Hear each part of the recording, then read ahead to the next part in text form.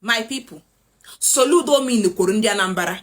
O mean kwuru ndị Anambra. Ndị Anambra na-afụ nwee n'aka Soludo. Governor Soludo has banned cows and goats as condolence visits. He has also banned dancing with caskets, weekday wake keep and burial in Anambra State.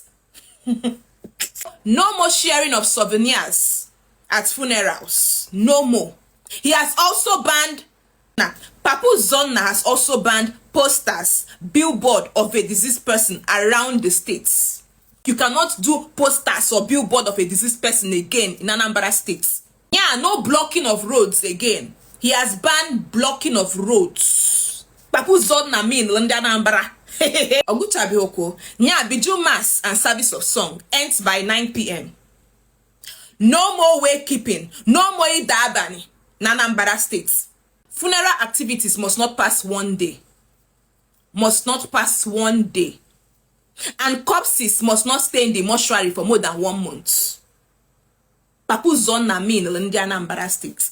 Ndi Anambra gini kunume Papu Zonna. Alex Otis is talking about seaport, railway. Papu Zonna. Ochuandi native doctor tata.